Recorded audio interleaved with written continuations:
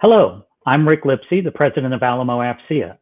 AFCEA is a nonprofit association of cyber, IT, and intelligence professionals supporting national security and homeland security. The Alamo chapter consists of 1,300 military, industry, and academic members across the state of Texas and beyond. I want to take a few minutes to tell you about San Antonio, a community built on historically strong relationships with the military that date back 300 years.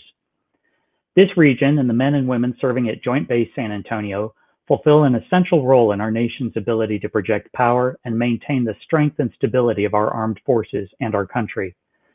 Joint Base San Antonio is the largest joint base in the Department of Defense and continues to grow with the Air Force's largest military construction budget. We have 4 primary locations, 10 major commands, and 266 organizations. All told, JBSA supports 75,000 assigned personnel and over 500,000 retirees, veterans, and military family members. JBSA's impact reaches far beyond its fence line. 1 in 8 people in Bexar County are associated with the military community, and base activities contribute over $41 billion to the state of Texas, 1/3 of the economic impact of DoD's 14 military installations in the state. With military activities in 4 counties, 4 congressional districts, and 20 surrounding communities, San Antonio is truly deserving of its registered trademark, Military City, USA. JBSA is the gateway to the Air Force. Every enlisted airman walks through the gates of Lackland. It's also home to the world's largest medical education training campus and the DoD's largest hospital. We train all of the instructor pilots, remotely piloted aircraft pilots, C-5 pilots, all of the military working dogs, and every single medic in the Department of Defense. But some of JBSA's most critical missions involve cyber and intel. At Fort Sam Houston and Camp Bullis, we host the 470th Military Intelligence Brigade, the 505th Military Intelligence Brigade, the 106th Signal Brigade, the 549th Military Intelligence Battalion, and the 4th Reconnaissance Battalion. Randolph is home to several organizations that have a tremendous impact on our Air Force. Air Force Recruiting Service, Air Education and Training Command, and the Air Force Personnel Center recruit, educate, and train the next generation of cyber and intel warriors. At Lackland, Kelly Field, and Medina, we have the Air Force's Office of Special Investigations, the Cryptologic and Cyber Systems Division, the 67th Cyberspace Wing, the 688th Cyberspace Wing, the 960th Cyberspace Wing, and the new 16th Air Force. In all, there are over 20 cyber and intel organizations from multiple federal agencies in San Antonio that contribute to the growing footprint in this region. In addition to these federal government cyber and intelligence units, San Antonio is home to a host of nationally recognized research, innovation, collaboration, and supporting organizations, a few of which are depicted here. As the second fastest growing city in the United States, San Antonio is also home to one of the nation's best cybersecurity programs at UTSA. The National Security Collaboration Center brings together government agencies, national and military labs, defense contractors, and top academics to work our country's most pressing security challenges. The Alamo Regional Security Operations Center is creating a centralized security ops facility for real-time regional cybersecurity information sharing. And the Port of San Antonio Innovation Campus focuses on supporting military and commercial solutions in the critical manufacturing and transportation sectors. With the largest concentration of cybersecurity professionals outside the National Capital Region and over 150 companies thriving across the region, there truly is no place like San Antonio, where the opportunities for innovation, collaboration, and growth are perfectly aligned. As a recent example, 2 years ago, JBSA and community leaders initiated the Electromagnetic Defense Initiative. This is a joint effort between military, government agencies, industry, and academic partners to strengthen our electrical infrastructure and improve 5G risk awareness.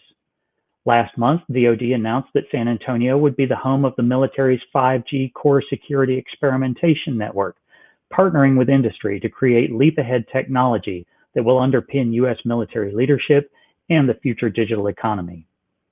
There's no better place for this collaboration than Military City, USA, where the seamless convergence of government, industry, academic, and military efforts comes together to solve our nation's toughest problems. Thank you for your interest in San Antonio. If you'd like more information, please reach out to us at alamofca.org. Well, good afternoon, and let me welcome everybody to what we hope you will find to be not only exciting, but a very informative session that's going to really provide information about cybersecurity in San Antonio and what you're going to learn through that. And I would like to thank Rick for really giving us a good start to really lay the foundation for. It's going to be some very great speakers going to even give you more information about not only the history and how strong cybersecurity is and how important it is to San Antonio and as well as to our state and to our nation, but also the impact and opportunities that are really there for you to join this great effort and this great team that we have here. My name is Bobby Blunt, and I am with MITRE Corporation. I'm one of our department heads, and I help head up our work program in cybersecurity here within the San Antonio area. And I've had the opportunity to either work or get to know the others that are part of our panel. They're going to have that opportunity to talk to you. I've sort of got involved with cybersecurity in San Antonio back in 1982. And you may say that was a long time ago, but the rich history of, as you heard, of cyber goes a lot further back than 1982, even within San Antonio. One of the great things that you'll hear about is there's always been that collaborative spirit. And as Rick had talked about initially, we started out in what was called Security Hill, a very small area on a base that was really known and having a national impact without a doubt.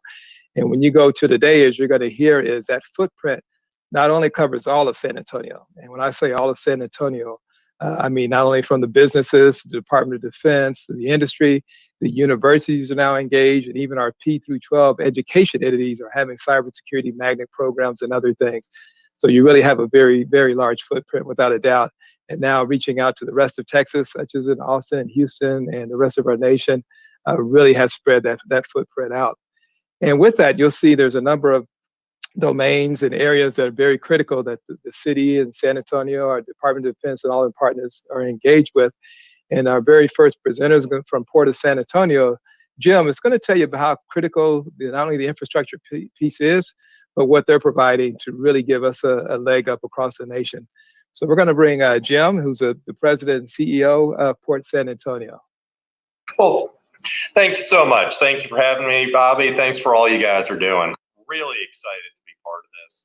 Only have 3 minutes, so let me start off hopefully by sharing the screen so that everybody can see what we've got.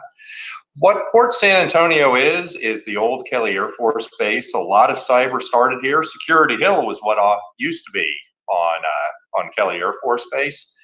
But what we're doing today is this. It is a focus on not only showcasing the capabilities that we have in San Antonio, but frankly, recruiting, attracting, and retaining the talent. So you're looking at our proposed innovation center. We hope to be launching this in the next couple of weeks. It is a massive facility and it's designed to do a few things. One, it is right in the heart of this campus. This campus is 14,000 people. We're doing some of the most amazing things in advanced technology, cybersecurity, and robotics. We want to bring hundreds of thousands of people down where they can see what's going on, not just in the gaming environment and theater environment, but most importantly, a showcase. And one of the showcases is going to be critical infrastructure protection. The city and CPS Energy have partnered with us to build the Alamo Regional Security Operations Center. We're going to have a simulator security operations center in there so the public can not only learn what goes on with cybersecurity, but more important, we can use it as a flight simulator, as a training environment and a threat detection environment. We're really, really excited about this. The goal is to connect people with opportunities, to connect buyers with sellers, and frankly, to connect education with demand. This isn't a build it and they will come. It's something we've been prototyping for the past few years. We've been tremendously successful with it. There have been over 3,500 new jobs created on this campus in just the past 2 years. That little museum and one of the early versions of the simulator SOC you're looking at, a group of middle school students using it, over 30,000 young people have participated in it just in the sanctuary section of the old base chapel. So we're excited about it. We're excited about the cybersecurity capabilities. Only had 3 minutes, so I've raced through all this. I'm happy to answer any questions. But folks, we love what's going on with cybersecurity. We think it's going to continue to grow, and some of the most important things for critical infrastructure protection and national security are being done right here in San Antonio. Thank you so much. No, and thank you, Jim. Great to hear from you, and great to hear about not only the past, but the future and what the promises the Port San Antonio is really bringing forth. You have one interesting question that does talk about the future we want to ask to you. It's asking if you could describe the future cyber expert warrior and how you see that fit within Port San Antonio and what your thoughts are there. I think the future cyber expert warrior is somebody who's got knowledge about a lot of industries. There's going to be a blurring of cybersecurity expertise as we move into connected devices and connected systems. And so what we're excited about is the ability to bring professionals from the cybersecurity world who are doing some amazing work with network security and connected devices and put them right next door to the people who are working on the airplanes, or the people who are managing the utilities, to installations like ours. We've got a 1,900-acre installation with millions of square feet of buildings on this property. And let's figure out how we can work together and collaborate to design systems and networks that not only are standardized and secure, but so that we are minimizing those weak points. The future of the Alamo Regional Security Operations Center is not just securing the critical infrastructure in San Antonio, but providing that as a service to cities, municipalities, and utilities all around the country. And imagine what we can do on two fronts. One, the standardization and preventing weak spots in that network. But number two, the acquisition and purchasing opportunity means we can start to develop real solutions and real capabilities. So I hope that answered the question. I'm trying to move as fast as we can. No, you're doing great. The other one, we have one more for you, then we'll bring up our next panelist. The other question is, how does somebody get involved with Port San Antonio? I'm a new business. What do I do, and what do you suggest? Well, there's multiple ways. If you want to work with us right now, the easiest way is to go to portsanantonio.us and register as a vendor. But the Innovation Center, and go to techportsa.com to really see more details about the Innovation Center concept. Our goal is to bring people down. And part of that museum is an industry showplace. It's like Epcot in the 80s. So the government can't acquire out of the museum space, but they can sure see what's the state of the art and technology. They can see opportunities for vendors and for inventors that don't necessarily have the platform to get in front of the government. So what we're hoping with that Innovation Center is we get hundreds of thousands of people coming down to this campus every year and seeing the capabilities we have, not just at Port San Antonio, not just in San Antonio, but frankly throughout the industry. That's great. Great. Well, thank you, John. Thanks. Well, next, we're also going to bring up to the stage someone that you know all too well that definitely has joined your team, and somebody that has had a tremendous impact in cybersecurity in San Antonio. And that's going to be Will Garrett, who, in addition to being a part of Port San Antonio, has also established what's the longest term, one of the long-term incubators for security products within Central Texas. So although he needs no introduction, especially here in San Antonio and across Texas, we're still going to do that for you. Will, come on aboard and tell us more. Thanks, Bobby. I appreciate it. Good to join you today. Yeah, and so I'll talk a little bit about Buildsec Foundry. And so it's a program whose genesis really started about 6 years ago, and a group of members that had come out of Security Hill, which you were mentioning, Bobby, you know, the lineage, Air Force intelligence presence in San Antonio, felt fairly passionate that there wasn't a structured program in our community to help transitioning veterans launch more product security companies. While we have a massive defense base and defense industrial base around cybersecurity, a lot of it on the commercial side is a services heavy industry, which is fantastic. But our goal was, how could we help founders from day one? And frankly, most of those day ones exist when they're still wearing the uniform or still working in the U.S. intelligence community.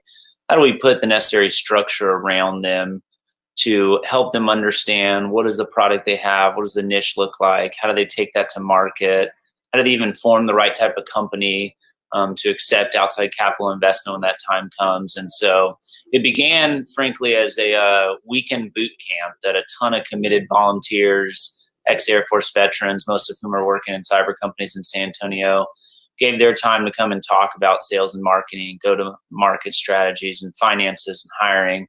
But we realized it needed to be a little bit more formalized. And so with the support of actually Graham Weston's 80/20 Foundation, a couple of years ago, we launched Buildsec Foundry. And so it is a longer term incubator largely focused on companies, most of whom maybe day one are not ready to hop into a Techstars or Y Combinator type short accelerator program. They're just getting their company founded and launched. And our goal is to wrap around them with mentors who have been there, who have dealt with the military transition, who have launched cybersecurity companies, help them understand what's the niche of going to the market, and especially how do they get some early stage customer traction. I think that's what is most relevant to this entire discussion between San Antonio and Austin, Central Texas, and the defense innovation ecosystem is how can, and Bob and Bill Marion and Guy Walsh talked about in the last session, how can the entrepreneur, part of that three-legged stool they spoke of, how can it be more active, focused around the defense innovation needs? And some of it's just a lack of understanding, but we just have so many more tools these days, SIBRs and STTRs and the work of Air Force Ventures and Futures Command and Level Up here in San Antonio, that can really be great bridges to more of a commercial scale stage for companies. And this goal by, I think, DoD writ large to be more of a helpful partner in creating dual use companies. And so our program in San Antonio, and it's really more Central Texas, you'll hear from some alumni and current portfolio companies later on in this session.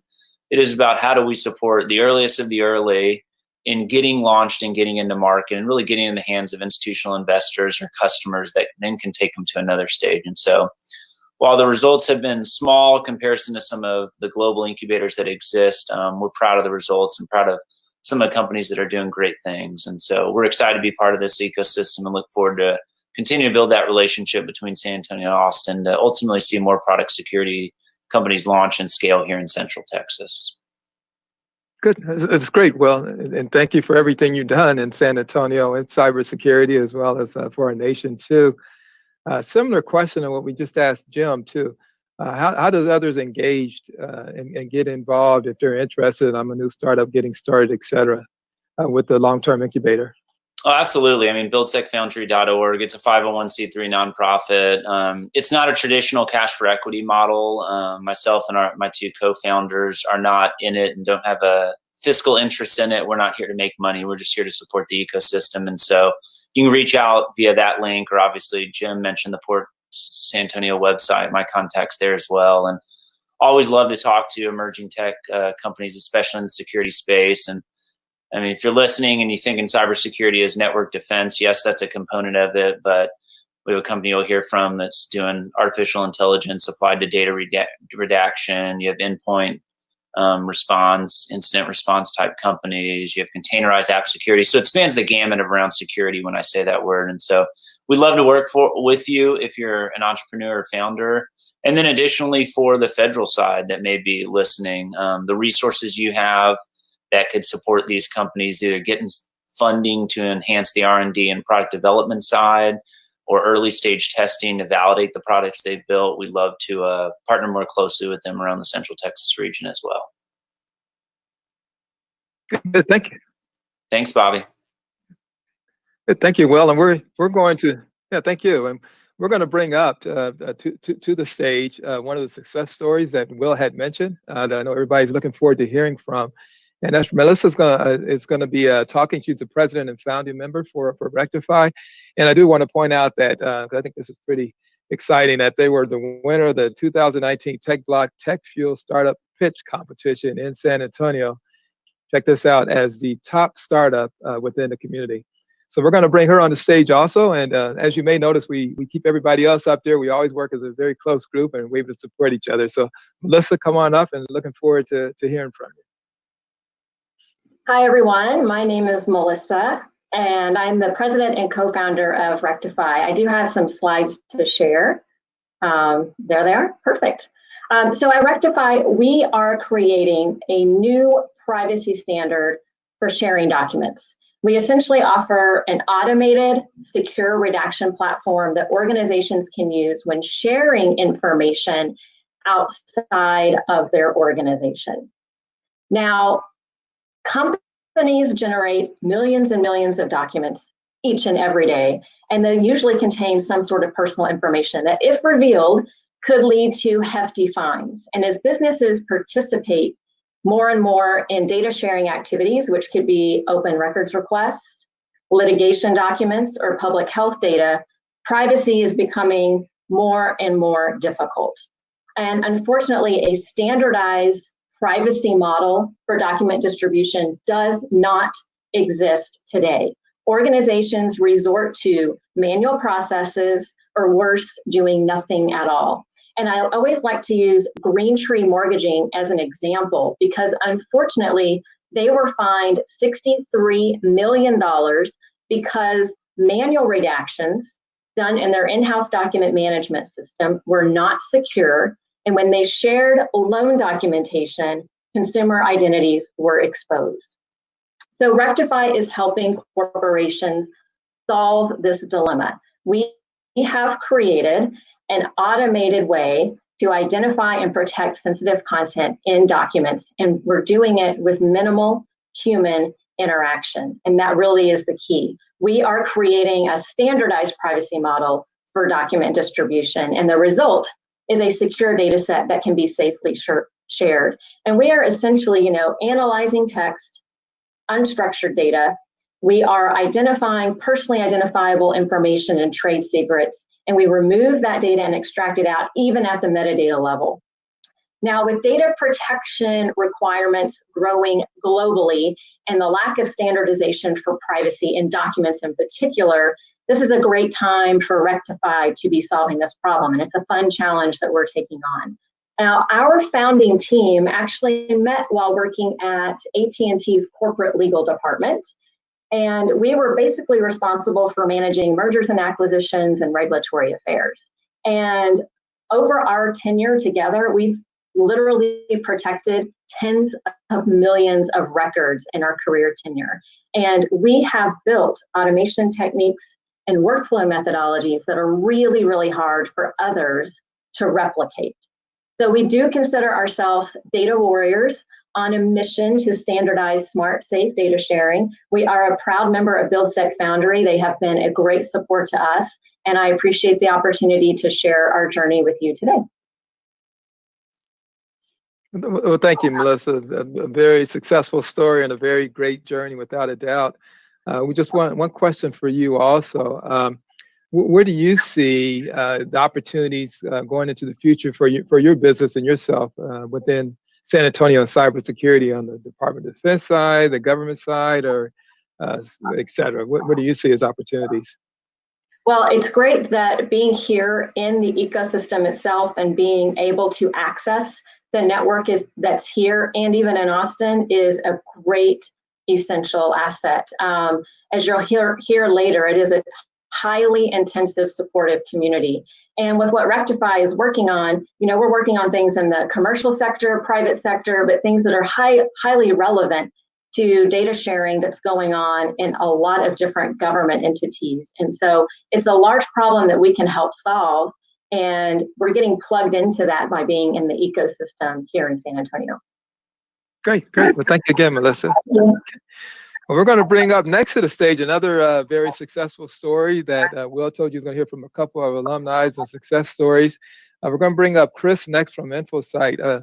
As we're bringing him up, I want to point out one major fact with Chris at Infosight. He's raised over $13 million in funding from venture capital, has over 200 customers, and provides cloud-based software. And again, this is just in a very short 6-year time frame. So Chris, come up and tell us why you've been successful and what you see also. Yeah, thanks for having me. It's been quite an adventure. I did 10 years in the Air Force. I was at Lackland for quite a long time. I ended up doing some pretty cool stuff there at Lackland, where I was part of a mission that was doing some cutting edge cybersecurity stuff. So being able to go out and find hackers, being able to respond to nation state attacks was something that I was very heavily involved with at the nation state level. When I came out of the Air Force in 2014 with Russ Morris, my other co-founder, we looked out on the market on what we wanted to do, whether go get a job at another cybersecurity company or figure something else out. And what we found was no one was doing what we were doing on the inside. And really, there were new technologies that were available to make what we were doing easier. We were doing some very manual stuff. So, the transition from the military, 10 years working for the government, to going out and pitching people for money or looking to start a business that sells something to the commercial world. That was a brand new thing for me and Russ. And Will was there. This is like the same amount of time. It would just happen to cross lines. But I showed up at the cybersecurity boot camp that Will and his team put together, which evolved into, we were the first company through Buildsec Foundry down there in San Antonio at Geekdom, which is similar to Capital Factory and some of these other organizations at different cities. But through that time of going through our seed stage, raising sub $1 million, trying to build a business, trying to get folks to look at us, not being in San Francisco or Boston was sometimes a challenge as well. We had to fly to a lot of places to try to get some looks. But over the last 6 years, we've been pretty successful. Like you said, we've raised 13 million. We have 2 primary venture capital firms behind us, both out of Austin. And so we've grown. We've got over 30 employees. Some of the things that we're most proud of is our technology platform is being used to respond to some of the biggest incidents out there. When the companies like an Uber or Lyft are looking to acquire another entity, they're using our product to go do an audit to find out if the company they're acquiring has a hacker in it. If you're a big cybersecurity company like Checkpoint, those folks it's a publicly traded company. Their entire incident response team relies on Infosight's technology to go and deliver fast response for hacks that happen in the world. And so we've been fortunate to be a part of some of the biggest things that happen in the news. We're not always mentioned it, but we're part of the stack of technologies that goes and tries to fight off these hackers when they get into people's organizations. So, whether it's someone, our partner network, the big consulting firms or anybody else, they're using our technology to fight these guys. So, if you're interested in that, feel free after the session, look up Infosight. If you're delivering cybersecurity services, you're our customer, you're our partner. And if you're looking out saying, am I hacked or I am hacked and what do I do next? Infosight is here to help, or one of our partners through that network. But I can't thank Will and his team in San Antonio and the rest of the folks there enough for what they've done for us as first-time entrepreneurs. We wouldn't have had the resources. I wouldn't even have the motivation to start this thing had not someone come up to me and said, hey, I started a business out of the military too, and it is possible. And that's what happened at these types of events that Will and his team put together.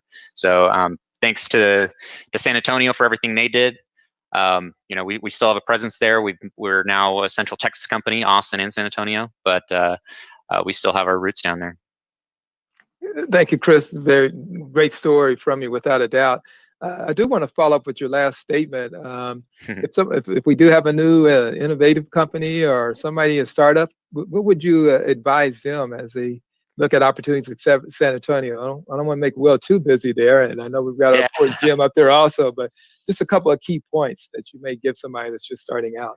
I've talked to enough entrepreneurs that started their company in San Francisco and Boston to know that the grass is always greener.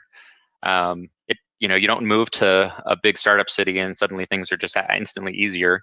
I think there were aspects of it that were hard. The San Francisco and Boston and New York are some of the top tier startup cities. And a lot of times people will encourage you to go move there and start your company, or move there and go get funded. And oftentimes I tell people the reason is because if they don't trust you or they don't think you're going to succeed, then they don't want you to be outside of, the battery power of their Tesla, if they're going to give you their money. And so that's often why people say that regions are important. But the reality is that companies can be successful regardless of where you're at. And certainly now where everything's online, it really doesn't matter. And what the benefits that you'll get oftentimes can outweigh too. We had very low rent, the talent was easier to find. We were the belle of the ball. We weren't around 1,000 other startups. You don't have to have that kind of competition when you're in a city that has the resources and doesn't necessarily have the 1,000 people clawing for it. So I think that was helpful. And I would suggest, don't have that grass is greener mentality, because just moving to another city isn't going to change your world. But sometimes it can help if you have access. Access is everything. If you can get access in your city, use that. Thank you. Good advice, Chris. Thank you, without a doubt. One of the things, as we get ready to bring up our next panelists, want to point out is as you're hearing this story, and that you may have gotten the message, it took a lot of people, a lot of effort to really build up these opportunities that you're hearing about for cybersecurity for not only our small business, large businesses, the whole community, et cetera. And as a part of that particular history, there are individuals that really gave their all, as well as organizations like the Cyber Texas Foundation, like some of our university structures, like some others you hear in here. You know, it's sort of interesting, or not coincidental, that when it comes to some of the various cyber competitions that do occur, like Cyber Patriots, that the most high schools participate in San Antonio, and your sponsors and some of the others here, like Accenture, are big backers of that. Some of the new things that the University of Texas San Antonio is doing with their Cyber Threat Defender, and how that's hitting nationwide, and the impact that's going to have actually now starting from, believe it or not, kindergarten on. Again, those are some big institutions, organizations in San Antonio really collaborating. And as our next speaker has definitely been engaged from the very beginning on those type of aspects, and has given his own. You know, Rich Valdez is not only the CTO for IP Secure, his other major role, and this is a very important one. He serves as the 2020 Cybersecurity Chair for the Cybersecurity San Antonio. And this is a very critical public-private partnership between check this out, the city of San Antonio, the county, the industry partners, actually, to be honest, the whole community, is just putting it lightly. So Rich, come on up. They slipped me a nickname, but I'm not going to say that in case I get in trouble. But you go ahead. If you want to use your nickname, that's fine. Bobby, thanks for the introduction. Really appreciate the opportunity to speak to all of you in this. I have a lot of different nicknames, and some of them aren't. They're PG-13 R-rated, but it just depends who you're around. But yeah, so thanks for the introduction. So yeah, I wear two hats. So I'm the CTO for IP Secure, but also, you know, I'm the acting chair for the chamber. And if Amanda was here, she'd say, you know, we're the cyber Switzerland for all the connective tissue here in San Antonio. And, you know, how I got into this role is actually just through, you know, volunteer efforts, working with Will Garrett, working with UTSA, Bobby, and everybody that's going to be on this panel, just to kind of figure out the landscape. San Antonio being the second largest concentration of cyber professionals outside of the NCR, which is a big secret to the outside world, because a lot of what we do has always been tailored around being, you know, military city USA. So what does that mean? It means a lot of what we do has been in the classified work, the dark arts, I like to say, that we're now able to talk about, because cyber has immersed into everything we do everywhere that we sit. And so IP Secure has been very successful over those 20 years, you know, kind of looking at the landscape within the spaces we sit. We're a homegrown company, been here around 20 years, started by Mr. Rodriguez with one FTE over in what's called the 346 Test Squadron.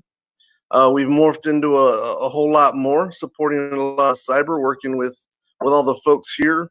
But during this transition, that's why the beauty of San Antonio and our ecosystem, we needed help trying to figure out how we can help outside of the spaces we sit. And so that's how we got in touch with the port. We got in touch with the chamber.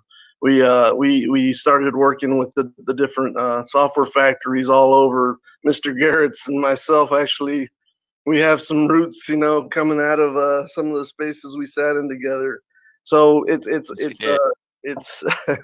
it's cool to see, you know, how all of this comes together, and how we can grow that ecosystem, and working with not just San Antonio, but the region and Texas as a whole. So what we're seeing now is a combination where we're working more with, you know, the level ups, the different software factories, AFWorks, some of the cybercom initiatives, but you're seeing where they're asking in the spaces that we sit for help from the outside world. And that's where between what I do with the chamber and what IP Secure does as a whole is providing that connective tissue between all of those different partners, educating and trying to find our next level of talent growth for the city, and to support our great nation and securing our interests in the spaces we sit.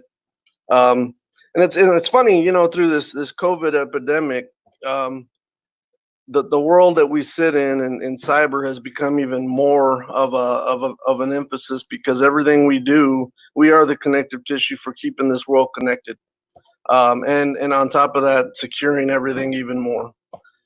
So it's a different time that we're all adjusting to. But I think if you look at it, we support Cybersecurity San Antonio, but if you just take that security off the end and you look at the initial what cyber was and where it came from in its infancy, and the research of cyber and cybernetics, it was an actual research study in how machines and human beings come together and how they work together, and what data can be gleaned from that. So just excited to be here. I don't know if I used my full 3 minutes. I'm very short, but if y'all have any, just thanks for the time. Hey, Rich, I do want one question for you. Can you talk a little bit more about why the chamber did choose and is engaged with our cybersecurity efforts? Well, I mean, so there's a guy on this panel that can probably answer that better than I. Are you the one? But Mr. Will Garrett, who's the connective tissue for everything, he'll tell you where all the good beer joints are as well. But I think just because of having the second largest concentration of cyber professionals, it only made sense. And then I don't know, a lot of it has to do, I think, with the spaces that we sat in. We just didn't do a good enough job of communicating and marketing that to the outside world. Still to this day, when you go up to the NCR, I go to cities outside of San Antonio, anywhere, they're not aware of how, this hidden gem that we sit in, and the gold mine that we've been hiding under a bucket for so long. So it's up to us to be an advocate, get out and communicate that to everyone. And then also, we all have our different skill sets as cities, I guess, but they're complementary. A lot of the Austin and what they're doing up in that area is based on the transport, the building of new things, widgets and things that are adaptive to our society and to make life easier. Security a lot of times is to sometimes make it a little bit harder, but at the same time secure and keep people safe. But yeah. No, you said it well. Rich was not his, Will was not his head, so I think you're good. All right. We're getting ready to bring up our last panelist, and before we do, that's our sponsor, Accenture. One of the other things I hope everybody understands and carry away from this that's great for these opportunities that we have within San Antonio is we all really can service our roles and our mission. Mine with MITRE Corporation as our federally funded research and development center.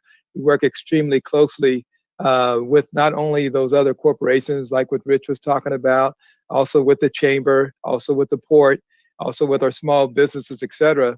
And we realize there's so much opportunities and there's such a big demand. I mean, there is all kinds of work that's got to be done. So that's one of the great things. So as a part of that, I want to thank Accenture for allowing us to come up. There was a big sponsor, but they thought it was important that we had showcased all the different people and players that we had, and believe me, there's a lot more too. But we'll go ahead and turn over to Accenture, and Jorge, I think you sort of have the final words for us before we wrap up. So we're looking forward to it. I do. Welcome, everyone. I'm Jorge Jimenez out of Houston, Texas. I'm a manager in Accenture Security's businesses, helping our clients protect the field level assets all the way up to the corporate enterprise systems.